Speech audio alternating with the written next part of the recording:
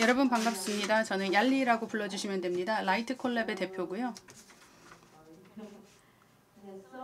네, 저는 싱가포르에서 왔습니다. 조명 디자이너고요. 오늘 조명을 이용을 해서 여러분들처럼 조명 디자인을 하고 빛을 이용을 해서 디자인을 하고 있습니다. 제가 오늘 이야기하고자 하는 주제는 조명의 혁신적인 힘, 사람과 자연을 위한 희망의 빛으로서의 조명이라는 주제를 갖고 발표를 하려고 합니다. 제 발표는 좀 다른 분들하고 여러분들이 지금까지 보신 것하고 좀 다를 수가 있을 텐데요. 제 발표를 통해서 여러분들이 좀 다양한 견해를 넓히시고 또 조명을 생각할 때 좀 다른 방향의 접근도 하실 수 있는 계기가 되면 좋겠습니다. 제가 세 가지 도시를 보여줄 겁니다. 처음 소개해드릴 도시는 다카라는 도시입니다. 네, 그 전에 잠깐 이거 먼저 보여드릴게요. 지금 보시는 사진은 제가 진행을 했던 프로젝트들의 예시입니다. 지금 이제부터 다카를 소개해드리겠습니다. 네, 이 다카에서 진행했던 프로젝트는 기념비입니다. 다카라는 시의 기념인데요. 방글라데시의 수도가 다카죠. 이곳에서 저희가 영광스럽게도 이 디자인을 매우 중요한 기념비 설정을 굉장히 completed in 2013. Yeah. So when we first arrived, 그래서 저희가 처음 여기에 도착했을 때 굉장히 다른 형태의 도시가 일어났습니다. 이 굉장히 제가 살고 있는 도시랑 달랐고요. 도시의 밤의 야경입니다. 제 그 프로젝트를 진행해야 되는 도시의 야경이었고요. 그 당시에 이러한 것을 방향으로 진행을 했었는데 이 10년 전의 모습입니다. 지금 공원인데요. 이 다카 지역에 있는 공원이었습니다. 이 현장은 매우 흥미로운 곳인데요. 왜냐하면 이 국가의 설립의 아버지를 기념하는 것입니다. 이 자유민주주의를 위해 투쟁을 했던 인물이고요. 결국에 이 독립을 이끌어낸 장본인이기도 하기 때문입니다. 매우 특별한 장소고 특히 이 국민들에게 매우 큰 의미가 있었습니다. 그래서 여기에 아주 작은 이러한 빨간 점으로 찍은 부분이 여기가 이제 저희의 사이트인데요. 여기에 스퀘어가 이제 이루어지고 있는 그런 공원입니다. 이 공원 주변을 보시면 여기에 유리로 된 그러한 그 기념비가 40m가 넘는 높이에 우리가 설치한 그 기념비입니다. 저희가 프로젝트를 진행할 때 좀 깜짝 놀랐었는 것들도 있었는데 이 기념비가 일단 목적이 이 도시 전체에서 다 볼 수 있었으면 좋겠다라는 게 조건이었습니다. 높이가 43m였기 때문에 어떻게 이거를 구현을 할까라는 생각을 했습니다. 가장 중요했던 거는 일단 유리로 만들어 있었고 투명 유리였습니다. 그러면 이 투명 유리에 조명을 어떻게 설치를 해야지 어디에서나 볼 수 있을까라는 것이 가장 큰 과제였고요. 이 목겁을 좀 작은 규모로 만들었습니다. 조명 시뮬레이션을 해봤자 사실 실제랑은 매우 다릅니다. 그래도 유리의 특성을 반영을 해서 특히 투명 유리라는 특성을 반영해서 조면의 반사나 이러한 부분들을 시뮬레이션을 했습니다. 여기는 유리가 이렇게 층층이 쌓여 있는 형태였거든요. 그래서 여러 번 저희가 목겁을 통해서 시뮬레이션을 했습니다. 정부와 같이 함께 진행을 했고요. 여기 관련자들과 같이 목겁을 했습니다. 이 효과에 대해서 다 굉장히 흥미롭게 여러 실험을 했는데요. 지금 일단 투명 유리인데 이 투명 유리가 빛의 하나의 기둥으로 보일 수 있도록 조명을 설치하는 것이 디자인하는 것이 저희의 그 목표였습니다. 10년 전에 진행했었던 프로젝트인데요. 지금 보시는 것은 결과물입니다. 이 완성이 된 후의 결과고요. 굉장히 흥미로운데요. 가까이 가서 보시면 이 반사가 일어나는 것들, 이 타워 안에서 반사가 계속 일어나는 것들을 보실 수가 있습니다. 가까이 가시면요. 그래서 가까이에서 보시면 이 글라스 타워 주변에서 사람들이 같이 이야기를 하는 그런 모습들이 있습니다. 조명 디자이너로서 제가 굉장히 소중하게 생각하고 중요한 프로젝트라고 생각했습니다. 높이가 43m였는데요. 이 43m짜리 기념비가 이 지역 사람들에게 매우 중요한 의미가 있었기 때문에 특히나 중요하다고 생각을 했고요. 이 빛을 비쳤을 때 특히나 사람들에게 많은 의미를 전달할 수 있어야 되기 때문에 더 중요했습니다. 저희가 물론 이 프로젝트를 진행하고 싱가포르로 왔지만 저희가 깜짝 놀랐던 거는 이 정말로 사람들이 이것을 보면서 SNS에다가 계속 의견을 남기는데 이 프로젝트에 대해서 국민들이 너무나 자부심을 크게 갖고 있어서 그걸 보면서 정말 울컥했었습니다. 하나의 자부심을 주는, 국가에 대한 소속감과 자부심을 주는 그러한 중요한 프로젝트라는 결과가 나왔습니다. 그래서 지금 보시는 거 이 프로젝트 보이죠? 빛공예라고 생각하시는 분들도 있을 것 같습니다. 근데 저희는 정부와 같이 진행을 했던 프로젝트고요. 실제 타원은 여기 정도까지밖에 높이가 오지 않습니다. 그런데 이게 이 국가의 희망의 등대가 되길 바랬습니다. 그래서 어디서나 보이는 그러한 빛의 타워를 원했고요. 네, 평생에 한번 해볼까 말까 한 그런 프로젝트를 하게 돼서 개인적으로 대단히 영광으로 생각했었습니다. 이제는 싱가포르의 프로젝트를 소개해드리겠습니다. 지금 보시는 것은 여러 밤의 특성을 이용을 해서 진행을 했는데요.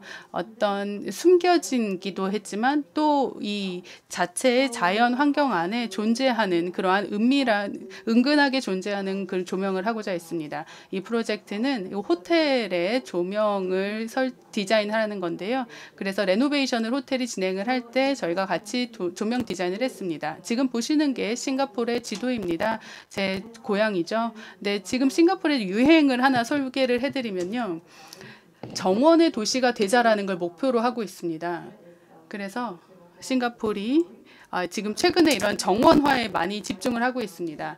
그래서 저희가 친환경적인 그린한 그런 모습들이 현장에서 많이 일어나고 있죠. 건물 자체도 녹화시키고 있고요. 테라스에도 가든을 조성하고 있습니다. 그래서 싱가포르에서 요즘에 친환경 녹지는 매우 중요합니다. 여기에서 한 걸음 더 나아가서 싱가포르에서는 이 녹지를 야외에 있는 녹지를 건물 안으로까지 가져오려고 노력을 하고 있습니다.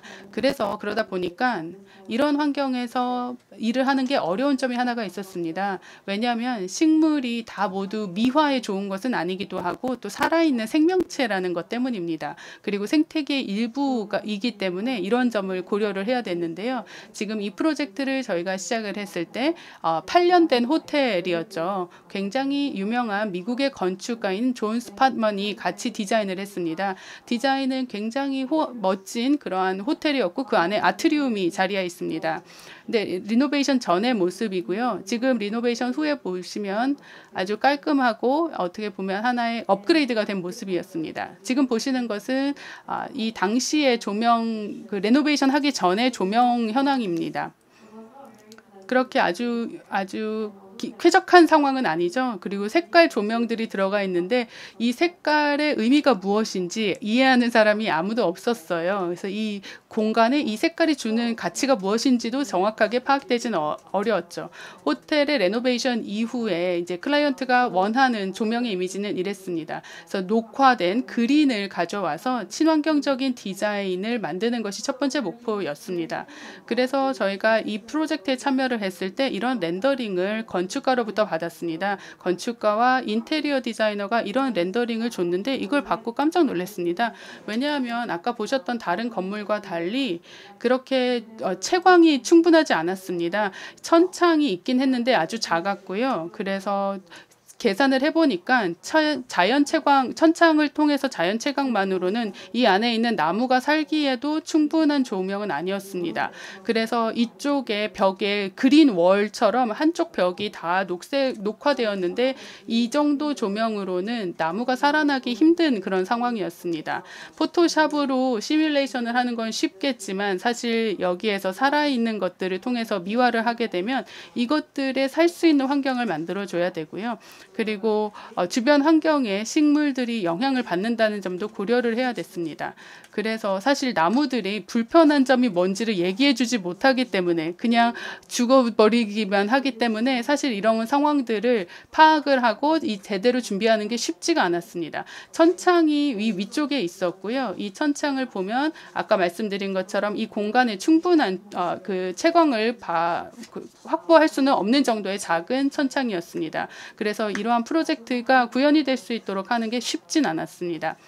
여기에 호텔에 있는 정원이라는 개념이 싱가포르에서는 굉장히 유행하는 것이었습니다. 그래서 아주 기초적인 연구로 돌아갔습니다. 이제 가시광선의 파장인데요. 식물이 그러면 어느 정도의 파장이 필요한지를 분석을 했습니다. 호텔은 사실 24시간 내내 운영이 되기 때문에 여기에는 사실 지금 보시는 것은 식물을 위한 전반적인 그 조명입니다. 근데 만약에 이러한 조명을 식물을 위해서 설치한다면 사람들이 이 호텔 안에서 즐거운 시간을 보내긴 힘들겠죠. 인스타그램에 올릴 만한 그런 공간이 되지도 않을 겁니다. 그래서 또 다른 식물의 생육에 좋은 조명들을 찾았습니다. 약간 저번에 보라색보다는 낫지만 그렇다 하더라도 식물은 건강할지 모르지만 사람들이 쾌적함을 느끼기에는 부족한 그러한 색깔과 조명이었습니다. 그래서 저희가 좀 다른 아이디어를 제시했습니다. 밤과 낮에 공간감을 완전히 다르게 하고 사람들과 식물이 모두 행복할 수 있는 공간을 만들기 위한 또 다른 시도를 했는데요. 그래서 저희가 100% 정도 이 생물의 생장을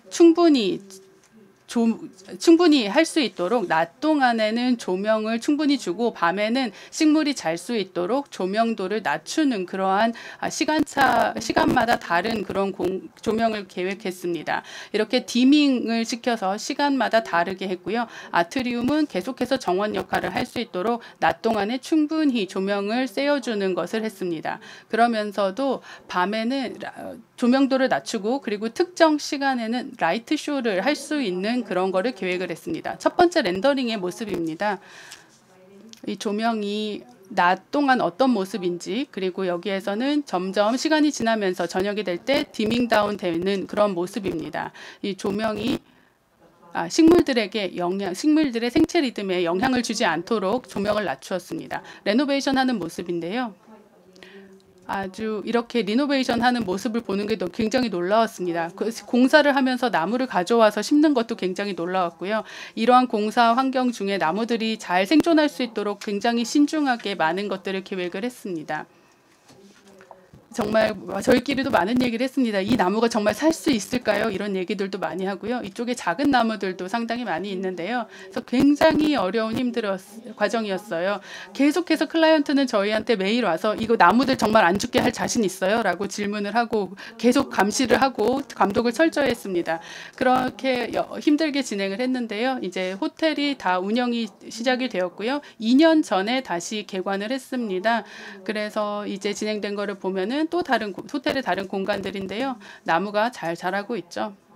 당시에 이제 개관했을 때 모습입니다. 그러면서 저희가 이제 기록을 계속 남기고 있습니다. 다양한 각도에서 바라보고 있습니다. 아트리움인데요. 아트리움에서 모든 곳에 어디에서나 이 정원을 내려다볼 수 있도록 설계가 되어 있죠. 2022년 12월에 저희가 처음 이 호텔이 레노베이션 이후에 개관이 됐고요. 나무가 그때는 작았습니다. 그런데 2020년에 열었는데요. 21년에 보니까 이제 나무가 조금씩 자라기 시작했습니다. 지금 보시는 게 이제 처음과 그 몇 년이 지나고 나서의 비교입니다. 나무가 좀 자라고 있는 게 보이시죠? 2022년도의 모습. 하고 2021년도 모습도 비교했습니다. 또 다른 각도에서 바라봤는데요. 아트리움에서 바라본 그 가든의 모습입니다. 맨 위층에서 봐도 이 전체 실내 정원과 아트리움을 다 조망할 수가 있는데요. 조명은 주로 전체 공간에 다 쏴주지 않고 필요한 부분에만 집중을 해서 사람들이 편안한 그러한 환경을 느낄 수 있도록 했습니다. 2022년 12월에 그린월의 모습입니다. 이 그린월은 그리고 지금은 또 맨 처음 개관하고 나서 1년 뒤 그리고 2년 뒤에 그린월의 모습인데요. 이 그린월에 있는 식물들이 굉장히 많이 자란 모습이 보이시죠? 놀라운 거는요. 이 조명이 식물에 영향을 주어서 꽃을 피우기까지 이르렀습니다. 지금 보시는 것은 아트리움에서 바라본 모습입니다. 여기에 이제 모빌 형태의 조각도 설치를 했는데요. 8년 전에 300만 달러를 들여서 만든 이 예술 작품입니다. 원래 이 작품은 인테리어 디자이너가 이거를 그렇게 맨 처음엔 좋아하지 않았어요. 그래서 이건 별로 잘 어울리지 않는다라고 얘기를 많이 했었는데요. 저희는 결국에 이 지역에 여기에 설치가 된 이 작품은 굉장히 잘 어울리는 것으로 이제 최종적으로는 잘 설계가 돼서 이 공간에 아주 생기를 불어 넣어주는 중요한 역할을 잘 하고 있다라고 저는 생각하고 있습니다. 맨 처음에는 굉장히 어려웠습니다. 이 아트워크에 관해서 정보가 없었어요. 저희가 설계를 할 때만 해도 이 아트워크가 어떤 모습인지에 대해서 알려진 바가 없어서 저희가 검색을 엄청 많이 했습니다. 그러다가 조각가가 미국 사람이었는데요. 그분을 만나서 이야기를 하게 되고 그러면서 결국에 오키드라는 컨셉으로 이러한 그 조각물이 만들어졌고 여기에서 이 조각물에 대해서 또 조명을 했습니다. 그리고 저녁 7시, 8시, 9시마다 아트리움이 하나의 조명쇼를 하는 공간으로 바뀌었습니다. 2분에서 3분 정도 되는 정확히 얘기하면 2분 30초짜리 조명쇼를 매 7시, 8시, 9시마다 한 번씩 했습니다. 그래서 여기에서는 공간감을 느껴볼 수 있고 공간의 양감을 느낄 수 있는 그리고 그러면서 마리나 베이 샌즈를 내려다볼 수 있는 형태로 조명쇼를 설계를 했습니다. 여기에 금속으로 되어 있는 그러한 모빌 형태의 조각이 가운데 붙어 있게 되고요. 이렇게 여기 금속이기 때문에 조명쇼를 할 때 미러볼처럼 반사를 했습니다. 그래서 반사를 하면서 이 아트리움 또 다른 새로운 감각과 새로운 생동감을 부여했습니다. 하나 또 다시 보여드릴 거는 이번에는 두바이입니다. 또 하나의 재미있는 그러한 프로젝트였습니다. 식물이 많이 개입을 하는 프로젝트였는데요. 싱가포르 전시장인 월드 엑스포 2020년 두바이에서 있었던 그 엑스포에 싱가포르 파빌리언을 구축했습니다. 사막이잖아요. 두바이는. 그렇기 때문에 싱가포르하고는 완전히 다른 환경이라서 상당히 어려웠습니다. 저희는 여기에서 보여주고자 했던 게 싱가포르의 정원 도시다라는 싱가포르의 새로운 개념을 보여주고 싶었습니다. 그래서 그렇게 하기 위해서는 나무를 많이 가져와야만 했습니다. 그것도 힘들었고요. 그런데 좋았던 거는 이 싱가포르에 살고 있는 자생식물들을 두바이로 옮겼고요. 지금 보시는 건물은 에어컨도 없었습니다. 그래서 정말 상황이 어려웠죠. 그래서 정말 그럼에도 불구하고 에너지는 제로 에너지 빌딩이었습니다. 이 건물은요. 그래서 건축가는 최고의 사례를 보여주고자 했습니다. 에어컨이 없어도 그리고 에너지 사용하지 않는 최고의 컨디션의 건물을 보여주면서 동시에 조경과 식물을 강조하는 것을 보여주고자 했습니다. 이 식물이 있으면 온도를 조절하는 데 도움이 된다라는 개념도 설명하고자 했는데요. 이 식물이 있다 보니까 외부보다는 이 안쪽이 7도나 온도가 낮았습니다. 이 녹화된 나무들 덕분이었고요. 지금 여기에서 재밌었던 것, 건축에서 재밌는 거는 아주 복잡했다라는 게 첫 번째고요. 이 주변에 또 다른 파빌리언들도 있었는데 저희가 어디에서 자연 채광, 낮에 가져올 것인지 그리고 낮에 받아들이는 채광이 식물이 사는데 충분할 것인지도 확인을 해야 됐고요. 그리고 사실 사막인데요. 의외로 주광이 그렇게 충분하지 않았습니다. 나무가 자랄 만큼 주광이 충분하지 않았고요. 그래서 저희가 시뮬레이션을 했습니다.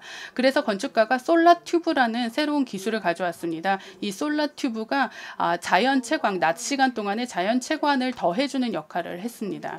지금 이 시뮬레이션을 해봤을 때 모습인데요. 주광이 일단 충분하지가 않았습니다. 나무 생육엔 충분하지 않아서 행잉 가든의 형태를 여기에 들어왔습니다. 이 위쪽이 식물들이 매달려 있는 행잉 가든인데요.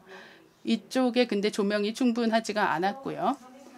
그래서 이제 다시 먼저 라이트 쇼도 그리고 또 여기에 라이트 쇼도 해야 됐습니다. 레이저는 쓸 수가 없었고 이게 이 정부가 저희한테 제시한 그 규칙 중에 하나였습니다. 그렇다면 이런 상황에서 조명 쇼를 하기 위해서는 조명기구가 있어야 되고 제대로 된 건물이 마련이 돼야 되고 또 라이트 쇼를 이거를 가지고 만들어야 됐습니다. 아무것도 낭비되는 것이 없도록 해야 되는 것도 굉장히 중요했습니다. 하나의 조명기구가 여러 가지 역할을 해야 되는 거였습니다. 그래야지 최대한의 쓰레기 폐기물을 줄일 수 있으니까요. 그래서 저희는 이런 파빌리언에 여기 들어왔을 때 마치 열대우림에 들어온 것과 같은 그런 느낌을 주고자 했습니다. 그러다가 들어오면은 열대우림이 갑자기 여러분들이 굉장히 숲이 없이 낮에 사막에 있을 때 더운 것 같은 그런 느낌을 받게 하면서, 그리고 광합성을 하는 그런 느낌을 주고, 그러다가 이것이 나중에는 이제 하나의 낮의 주광으로 채광으로 바뀌면서 사람들이 이 자연과 빛의 중요성을 느낄 수 있도록 하는 스토리 라인으로 이 조명쇼가 기획이 되었습니다. 지금 보시는 게 맨 처음 단계에서 나온 렌더링입니다. 좀 자연 채광을 많이 썼고요. 그러면서 조금씩 바뀌어갔죠. 우리가 이제 스펙트럼을 실시를 했고, 스펙트럼을 가져다가 이 싱가포르에서 썼던 스펙트럼을 사용을 했습니다. 이 스펙트럼은 이제 그 나무들이 자라는데 적절한 그런 조명 파장을 갖고 있는 것들인데요. 이것을 저희가 가져간 그 나무들의 성격에 맞도록 파장을 바꿔서 여기 적용을 했습니다. 그래서 시노그라피인데요. 여기가 시작되는 부분이고요. 그러면서 1시간마다 매 시간 이 공간에서 음악과 함께 특별한 조명쇼를 했습니다. 큰 숲처럼 보이는 조명쇼를 했고요. 그리고 다시 일반적인 모습을 보여주는 그런 흐름을 가졌습니다. 지금 보시는 것이 이면에서 저희가 노력하면서 만들어가는 모습입니다. 커미셔닝도 있었고, 굉장히 전체 조명쇼가 이 파빌리언 전만에 4층짜리 건물로 된 파빌리언에 쏴지는 것이 조명이었습니다. 그래서 사람들이 서서 가만히 조명쇼를 보기보다는 그 안에서 왔다 갔다 위아래 걸어 다니면서 그거를 볼 수 있었습니다. 그리고 시노그라피를 외부에서도 볼 수가 있었고 안에서도 볼 수가 있도록 했습니다. 파빌리언은 실내와 아웃도어를 하나로 아우르는 그런 개념이었기 때문에 그렇게 어디에서나 볼 수 있도록 했고요. 지금 보시는 것이 개막식 날의 모습입니다. 조명도 사실 이렇게 나와 있고요. 사람들이 사실 이 위를 이쪽에서 올라갈 수가 있고요. 그래서 이 계단을 통해서 이 위층까지 접근을 할 수가 있습니다. 지금 보시는 것이 몇 가지 더 추가적인 이미지들이고요. 사람들이 이제 이 계단을 통해서 올라가게 되면 여러 다른 조명의 효과를 경험하게 됩니다. 누군가 사진을 만약 여기서 찍는다면 조명이 계속 바뀌는 것을 보실 수 있을 겁니다. 그래서 사람들이 사진을 동일한 장소에서 찍는다 하더라도 모두가 다 다른 사진 결과물을 갖게 됩니다. 계속해서 바뀌기 때문이고요. 또 컬러 플레이도 많이 했습니다.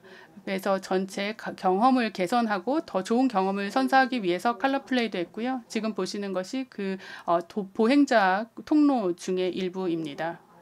또 다른 각도에서 찍은 사진입니다. 전체 스펙트럼이 모여서 식물들을 위한 그 빛 조명인 스펙트럼이 어떻게 작용하고 있는지를 보여주고 있고요. 또 다른 각도입니다. 이쪽 통로로 들어가는 그런 모습의 사진이고요. 똑같은 자리의 사진입니다. 근데 아까도 말씀한 것처럼 조명이 계속 바뀌기 때문에 완전히 다른 이미지와 다른 느낌이죠. 또 이제 콘으로 들어가게 되는 부분입니다. 이 삼각뿔 안으로 들어갈 때 이렇게 걸어 들어와서 맨 위에 파빌리언 꼭대기로 갈 수가 있습니다. 이게 낮에 찍은 사진입니다. 이쪽으로 가게 되면 이제 낮 조명을 볼 수가 있습니다. 네, 그래서 굉장히 더운 환경에서 이 싱가포르 파빌리언을 만들었는데요. 거의 한 달간 프로그램 설계를 하고요. 모든 조명 하나하나 다 미세하게 현장에서 저희가 조명을 튜닝을 했습니다. 아주 더운 환경에서 이렇게 진행을 했었습니다. 네, 제 발표의 마지막은 여기까지입니다. 감사합니다.